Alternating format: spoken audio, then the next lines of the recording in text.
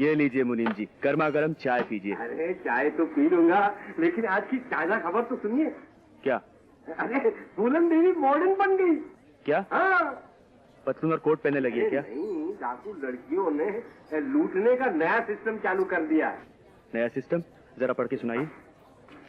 जनता को सूचना दी जाती है कि जवान, सुंदर, अच्छे कपड़े पहनने वाली और अंग्रेजी बोलने वाली लड़की से होशियार रहे।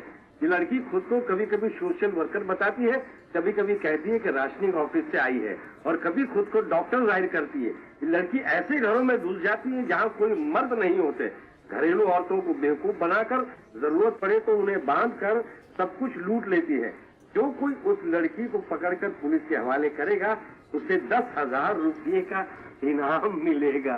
10,000 रुपये का इनाम की बात छोड़िए मुनीम जी, और हवेली के बारे में सोचिए। लाला जी फैक्ट्री चले जाते हैं, उनके साथ जवाई राजा भी चले जाते हैं।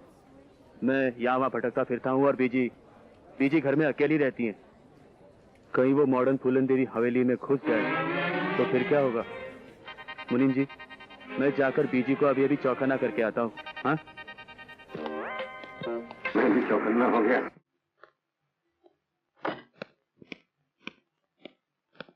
लड़की? ये वही लड़की लगती है मेरे भाई, जिसके बारे में अभी अभी अखबार में पढ़ के आया हूँ। शक्ल से तो चोर ही लगती है, और 10,000 रुपयों का इनाम लगता है मेरे नसीब में ही है। चलो इसको पुलिस स्टेशन लेके चलते हैं।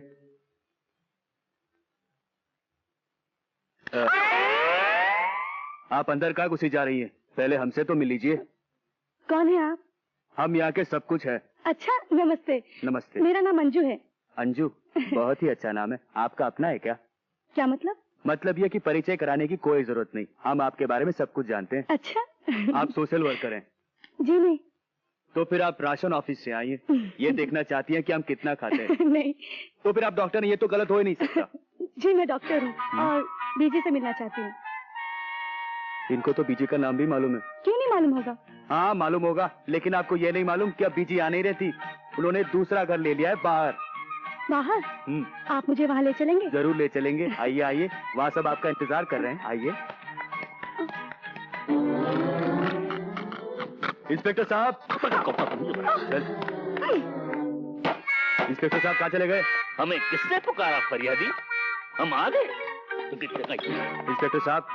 इंस्पेक्टर साहब ये वही लड़की है जिसके बारे में अखबार में छपा था।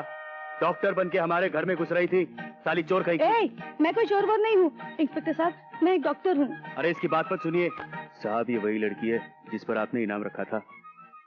हाँ, वही लड़की, खूबसूरत, सुंदर, अच्छे कपड़े पहनने वाली, इत्र लगाकर अंग्रेजी बोलने वाली। इंस्पेक्टर साहब, आपको गलतफहमी हुई है। मैं कोई चोर नहीं हूँ, मैं तो बीजी की दोस्त की लड़की हूँ और आज ही दिल्ली से आई हूँ। अगर आपको मेरी बात पर यकीन नहीं आता तो आप चलिए मेरे साथ बीजी के पास और उन्हीं से पूछ लीजिए। चले? हाँ चले। चलिए ना। इंस्पेक्टर साहब देखिए, ये फिर चालाकी दिखा रही है। क्या दिखा रही है? चालाकी दिखा रही है। ये बाहर जाएगी, भाग जाएगी, फिर इसकी जिम्मेदारी मेरी नहीं, लेकिन फिर भी मैं आपसे इनाम लूंगा। खामोश, काम से पहले इनाम मांगता है, आगाज से पहले अंजाम मांगता है। ये पूछ कि इंस्पेक्टर गुलफाम क्या मांगता है? मैं समझा नहीं साहब। और तू समझेगा भी नहीं नादान। अरे इस दिल में कितना दर्द है।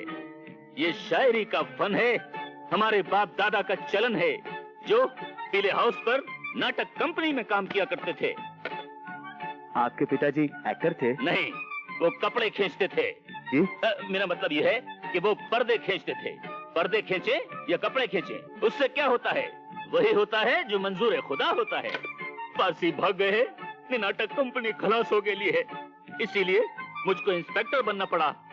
हाय गुलफाम, तू किस हाल में है? एक एक्टर पुलिस के जाल में है। अंजू? अंजू? बीजी आप? बीजी? ये बीजी कौन है? क्या हो गया?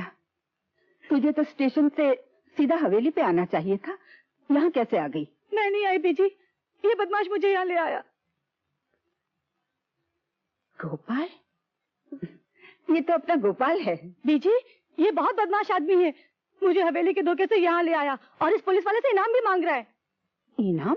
बीजी, बीजी ये इनाम एक चोर लड़की पे है, जिसके बारे में अखबार में भी लिखा था। ये बिल्कुल वैसी ही लगती है। मेरी शक्ल तुम्हें चोर जैसी लगती है? अरे चोर की कलाई पर थोड़े लिखा होता है कि वो चोर है। लेकिन फिल्म दीवार में तो लिखा था। बदतमीज। चढ़ाप। अरे इतनी अंग्रेजी मुझे भी आती है। ये क्या ड्रामा है? ओफो, ये क्या पागलपन है गोपाल? ये मेरी स्वर्गवासी सहेली की बेटी अंजू है। ओए होए, तेरा नुकसान मेरा नुकसान, 50% पार्टनर जो हुए भाई। मामा जी। ओहो, मैं तो भूल ही गया था, वो तो बाहर मेरा इंतजार कर रही है। मामा। ओह मामा जी, ड्राइवर हॉर्न बजाओ। ये कौन है मामा? अरे तू इसे नहीं जानता? ये लाला जी की छोटी बेटी सुनीता है। ओए बड़ा किस्मत का धनी है गोपाल। ओए तू गलत सोच रहा है। गोपाल इसे बहन मानता है, राखी बांधती है ये उसे। और तब तो गोपाल से ज्यादा बदकिस्मत कोई नहीं होगा। तिजोरी के दरवाजे पे बैठा मांग रहा है भीख। अगर मैं उसकी जगह होता तो अब तक तो ये होती मेरी बाहों में और लाला जी की पगड़ी होती मेरे पैरों के नीचे।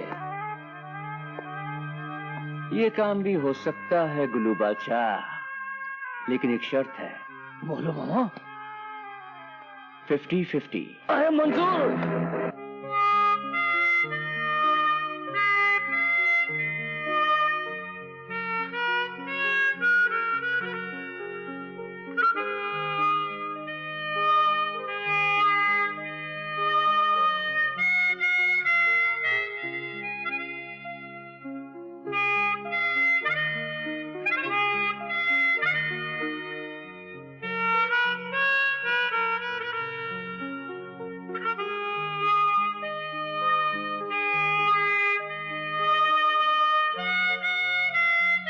बंद कर दे धुन गोपाल।